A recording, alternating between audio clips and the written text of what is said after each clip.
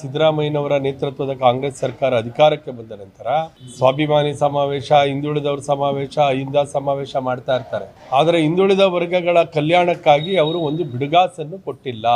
ಈ ಸರ್ಕಾರ ಅಧಿಕಾರಕ್ಕೆ ಬಂದ ನಂತರ, ಅದರಲ್ಲಿ ವಿಶೇಷ ಸಿದ್ದರಾಮಯ್ಯನವರು ಮುಖ್ಯಮಂತ್ರಿ ಆದ ನಂತರ ನಮ್ಮ ಹಿಂದಿನ ಬೊಮ್ಮಾಯಿಯವರ ಸರ್ಕಾರ ಬಿಡುಗಡೆ ಮಾಡಿದ ಅನುದಾನಗಳನ್ನು ಕೂಡ ಹಿಂದುಳಿದವರ ಕಲ್ಯಾಣ ಕಾರ್ಯಕ್ಕಾಗಿ ಅಷ್ಟು ಹಣವನ್ನು ಕೂಡ ಬಿಡುಗಡೆ ಮಾಡಲಿಲ್ಲ. ಇವತ್ತು ದೇವರಾಜ ಅರಸು ಅಭಿವೃದ್ಧಿ ನಿಗಮ, ವಿಶ್ವಕರ್ಮ ಅಭಿವೃದ್ಧಿ ನಿಗಮ, ಸವಿತಾ ಅಭಿವೃದ್ಧಿ ನಿಗಮ, ಮಡಿವಾಳ ಅಭಿವೃದ್ಧಿ ನಿಗಮ, ಉಪ್ಪಾರ ಅಭಿವೃದ್ಧಿ ನಿಗಮ, ಅಲೆಮಾರಿಗಳ ಅಭಿವೃದ್ಧಿ ನಿಗಮ, ಈ ರೀತಿಯಾಗಿರ್ತಕ್ಕಂಥ ವಿವಿಧ ಮರಾಠ ಅಭಿವೃದ್ಧಿ ನಿಗಮ, ಈ ನಿಗಮಗಳಿಗೆ ಒಂದೇ ₹1 ಅನುದಾನವನ್ನು ಕೂಡ ಬಿಡುಗಡೆ ಮಾಡದೆ ಈವರೆಗೂ ಇದನ್ನ ನಂಬಿ ಸ್ವಾವಲಂಬಿ ಬದುಕನ್ನ ಆಶ್ರಯಿಸ್ತಾ ಇದ್ರು. ಪ್ರತಿ ವರ್ಷ ಅರ್ಜಿಯನ್ನ ಹಿಂದುಳಿದ ವರ್ಗಗಳ ಸಮುದಾಯದವರು ಅರ್ಜಿ ಹಾಕ್ತಾ ಇದ್ರು. ಸ್ವಉದ್ಯೋಗ ಯೋಜನೆ, ಅರಿವು ಯೋಜನೆ, ಗಂಗಾ ಕಲ್ಯಾಣ ಯೋಜನೆ, ಇಷ್ಟೂ ಯೋಜನೆಗಳು ಕೂಡ ಇವತ್ತು ಸಂಪೂರ್ಣ ಸ್ಥಗಿತ ಆಗಿದೆ. ನೆಪ ಮಾತ್ರಕ್ಕೆ ಮಾತ್ರ ಅರ್ಜಿ ಕರೆದಿದ್ದಾರೆ, ಆದ್ರೆ ಯಾವ ಫಲಾನುಭವಿಗಳನ್ನು ಗುರುತಿಸಿಲ್ಲ. ಇವರ ದೃಷ್ಟಿ ಪಂಚಭಾಗ್ಯ ಯೋಜನೆ ಕಡೆ ಮಾತ್ರ ಇರೋದ್ರಿಂದ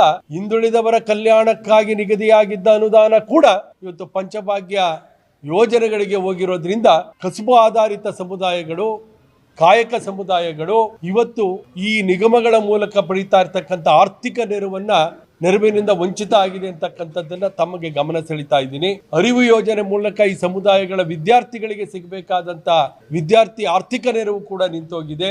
ಸಣ್ಣ ಹಿಡುವಳಿದಾರರಿಗೆ ಸಿಗ್ತಾ ಇದ್ದಂತ ಗಂಗಾ ಕಲ್ಯಾಣ ಯೋಜನೆ ಕೂಡ ಸಂಪೂರ್ಣ ಸ್ಥಗಿತ ಆಗಿದೆ.